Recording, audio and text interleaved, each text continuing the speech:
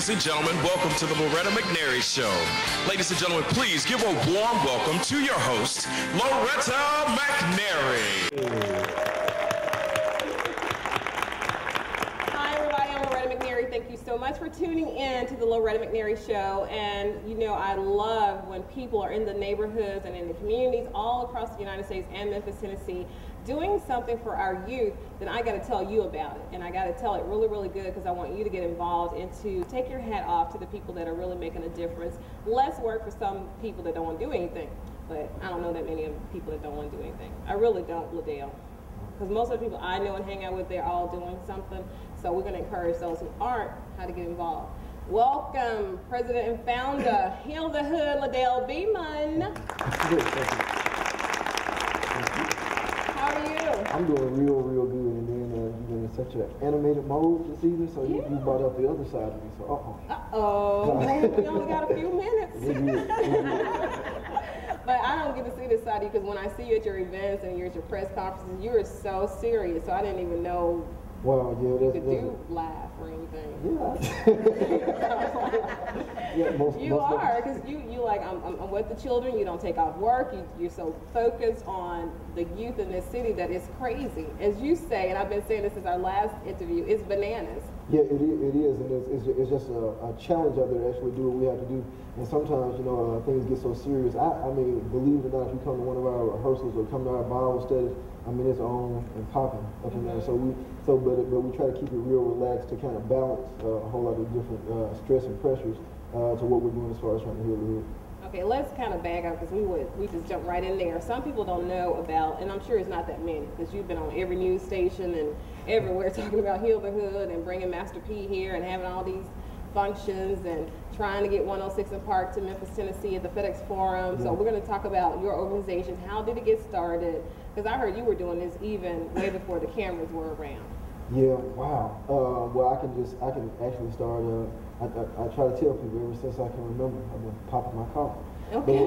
But being 14 years old, growing up in a single parent home, and that's the reason why I always give hats off to you, because you're a single mom doing your thing. Yeah. And most definitely. Kudos to single moms and single dads. Most definitely, that's big.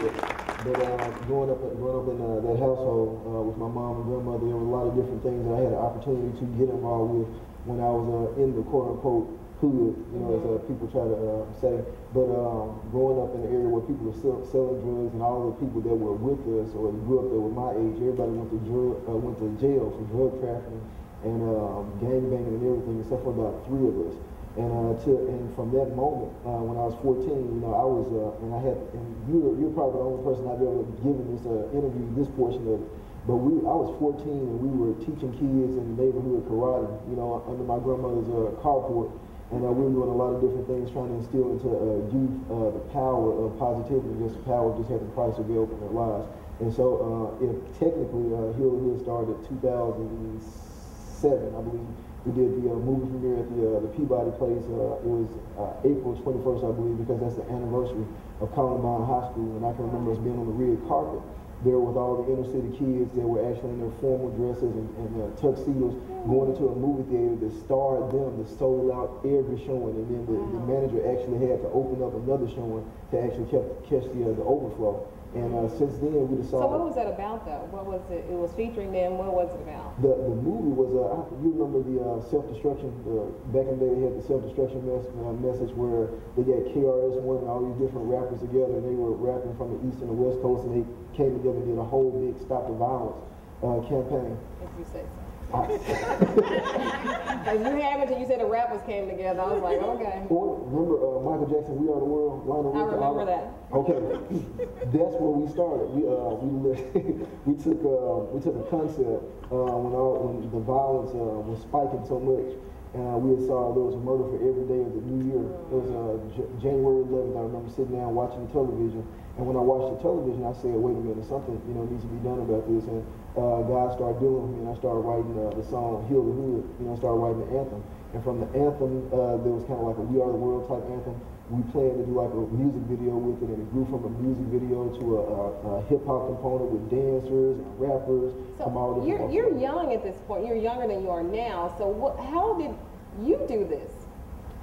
Well, what kept you from, you said, you know, in the neighborhood you grew up in, I just want people to know this, because, and I tell children, it doesn't matter where you grow up and where you live and your circumstances and how bad it looks, because a lot of people do make it out of it, and you're just going to be used. You're a soldier, you're a warrior. You're going to be really used to help us, because we don't understand and we didn't have to live like that. But I want them to know it doesn't matter. It doesn't matter. You can rise above all of that. I had a firm grandmother. My grandmother, you know, raised me. She's handicapped from birth, but she did everything from the wheelchair, from raising 9 kids and her grandchildren.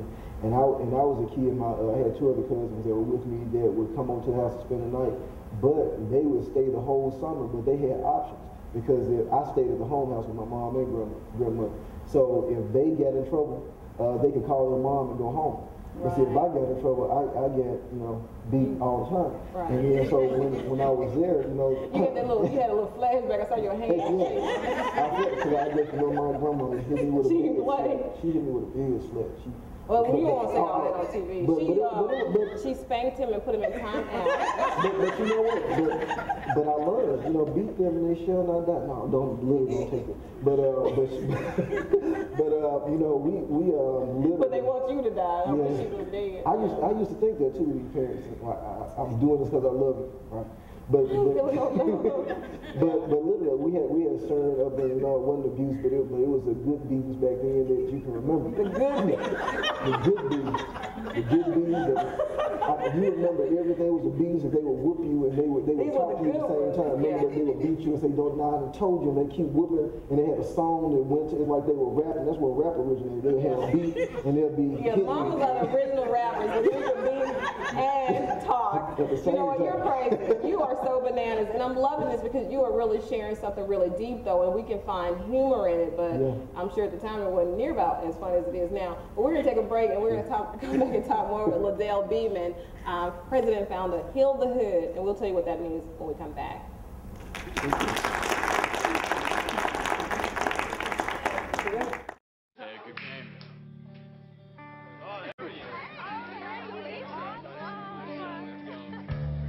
Great game, man. Let's go get a win!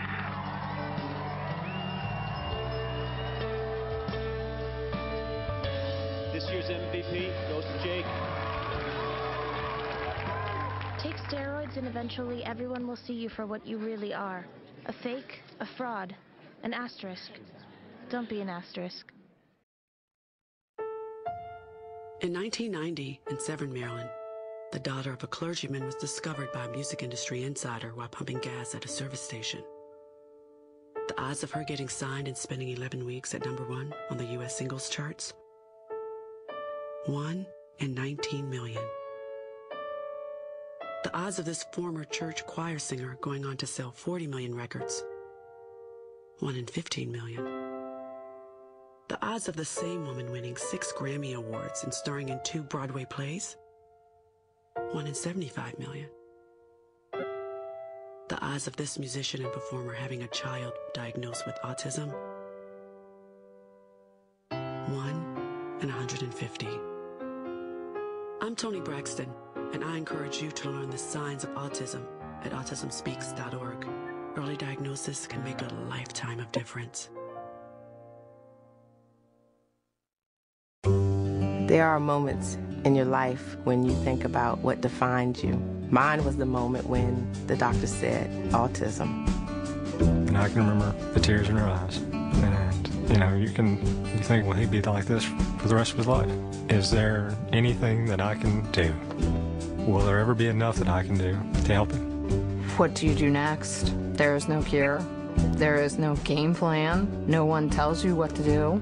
I just see this beautiful, sweet boy that just wants to be understood.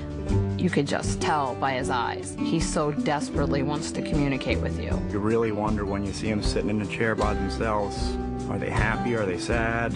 It's hard to figure out what's going on up there. Does she know how much we love her? It would break my heart to think she didn't understand that. If I could do one thing, I'd do it all for you. I'd erase the clouds with just a smile.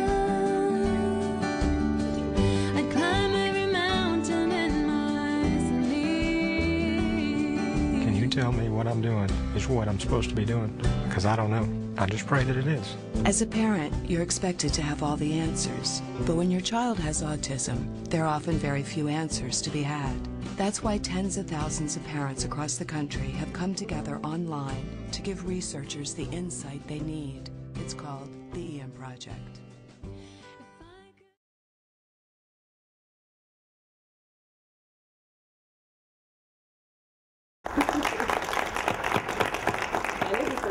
This is for you, right here. For you. Because you're doing so much, and we won't get to share everything, but we'll show some video and stuff after the interview, because you've been everywhere making everything happen with national celebrities and basketball players and rappers and actors, and it's just been so crazy how you, the soldier here, the warrior, because you believe in the youth, because you were once a youth, as we all were. Some people forget that. You were once young too, so you had decided to dedicate your life to making this world better for the youth and young adults. And that's my passion, you know, most definitely kids. That's when I'm the most animated, you know, when I'm around youth, and I think that's what brings things out of me, just being around young people and just seeing them smile and seeing them happy, and it challenges you. You know, I'm still, you know, I'm going to tell you how old I am, but I can still flip over. I'm not telling you how old I am either. I can run and flip over a pool table with my hands. Bam, if I just get around key, I can do stuff like that, you know, just automatically. but most definitely, the energy, and that's the reason I usually say I can do what my guests do, but I promise you, I'm not doing that one. I do it for the kids. I mean, the love of them, and everything that we do, from the films to, that's our direction that we try to do, our films, our music, everything that we're literally out here doing, our tours, the Wake Up tours, we're out here doing it for the love of the kids. Tell me about the Wake Up tour. Wow. The Wake Up tour, most definitely. The Wake Up tour is kind of like the Scream tour. If you've ever seen, if you remember Marion and Marcus Houston and Bow Wow, those guys years ago started this thing, the Scream tour, and they had the girls and everybody, wow, captivated and screaming. And so I looked at that, and I was actually looking at how the media affects our children, because we're affected by the media one way or another, by what we wear, what we think, what we believe, our belief system, all these different things. It plays a major role, and I looked at how the kids were being affected, and I said, wait a second. It was the very things that we were ostracized and criticized from trying to take church to the next level in the early days, when you had your Kirk Franklins and John P. Keys, those guys who were doing contemporary stuff that scared people, but the word was still opposing in what they were doing. So what we did with the Wake Up tour, they told us that we couldn't pray in school. So we said, okay, I'll tell you what we'll do. We'll put an altar call in the school and have kids crying, and they don't even know what's going on. So we took the Wake Up tour, and God gave us an original formula. We had artists, R&B singers, we had singers, dancers, rappers, motivational speakers, actors, the whole 9 yards, the little movie that comes on in the beginning, the lights and all that. And we took that and put it together in a 55-minute presentation. And to this day, we've reached over 40,000 kids, and we have what we call we call them fans, because at the same time you can have these babies to log into your MySpace page, and we tell them, look, you can't become a friend of ours if you have cursing and naked pictures and all this stuff in your space. So we literally challenge them, and we're redefining what cool is now, because now kids think that cool is popping a grill in your mouth and, you know, looking bananas. You know, so what we do is we actually put some images out there that challenge kids to think differently, and at the same time be cool, walking and have fun, because that's what they look for. They want to have fun because they're kids. So it's up to us to make that happen. Exactly. Don't leave it to all this negative stuff. Exactly. And we go places now, and I like telling people, a young lady, my goddaughter, she came over to the house from school one day, and when she came over to the house from school, she was visiting, brought one of her friends, and she opens the door up, and one of her friends looks and says, oh my God, this is a guy from the Wake Up tour. And then I looked, I said, wow. And she walks in the door, and she said, well, where's Casper at X-Cap? I said, they don't live here, babe. You know, we're artists, we go to, but we had a fan base, and that continues to happen now, because when we go different places, we're eating, people walk up to us and say, hey, aren't you, especially our Devoted and all those guys. And I'm just a guy who walks out on the stage and waves and speaks, but the other guys are out here sweating, Devoted, all our artists are out sweating and rapping and doing all this stuff. But we get mad respect from the kids now. Because you're giving something positive to do that even, the parents agree that, that's good once you go and be a part of that. So tell us about this 106 Days of Decreased Violence campaign. 106 Days of Decreased Violence. Yeah. Well, here's the commercial. Yeah. choose none. No, I'm just playing. All right, but with the I'm gonna charge 106 for that. You can do it if you want to. the 106 days of decreased violence, what we're literally doing with the 106 days of decreased violence is that we started, I think last month sometime. I'm trying to keep up with the dates myself. But as we started the campaign, we targeted 106 after the popular TV show 106 and Park. And our thing is now to actually put a package together to actually show them if we can decrease violence in the city of Memphis over the next 106 days, we can actually have the opportunity to bring BET here, do an all-positive show for the kids, and pack out some stadium or FedEx Forum to literally show them that Memphis does have the ability. And right now, we just sent the statistics in. We're down 62%. Believe it or not, that's a major accomplishment so far from last year. 62%. So we just got to do a whole lot better than that, and I really know we can. It can happen. And it's just making people more accountable and say, look, we believe in you. We're doing this for you. Exactly. We're doing this for you, and we want to bring them here. So instead of watching it on TV, you can see it actually happen. So how do you just say, I want to call Master P and get him to come to Memphis to my event, or I want to call Elliot Perry or some big NBA player? You know what, the strange thing, I was thinking about it on the way over here, I don't know, it's the grace of God that we're actually blessed, because when Master P, they actually called us. You know, and that was a strange thing, because we were making enough noise, and we're the same group that we have difficult times. We've had difficult times, believe it or not, getting into churches to do what we do, and getting into school systems sometimes to actually do what we do, and it's all because of, and I'm glad I can say this now, you know, because I got the courage I prayed for.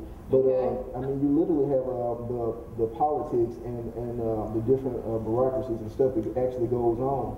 Because when you think about it, I'm a huge fan of superheroes, and I look at crime and things that go on like that. The enemy has placed it in such a strategic place to people actually benefit off of crime and violence. Oh yeah. And so if I'm making all this money off of crime and violence, and you look at people who have been slain, like former civil rights leaders, even Jesus, when he messed with the money, when he turned over the tables, it was some issues then.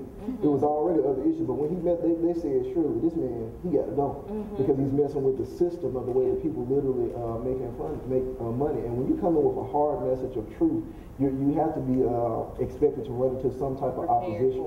And so with that, I look at so many different things, and the weight of the message that we're carrying with all of our vehicles and venues, it's to the point now that we're soliciting, we're telling the churches and we're telling people, you know, look, this is our problem. This is all of our problem. And when we say heal the hood, we're not talking about a neighborhood with beat down and abandoned apartments, but we're talking about brotherhood, sisterhood, fatherhood, priesthood. Whatever hood is, whatever that suffix is as the end of that word, that's the hood that we're coming to. Right, because I'm so glad you explained that on a press release, because people were thinking you were just really talking about what people call the hood, which I hate it when people say, I live in the hood, I'm going to the hood.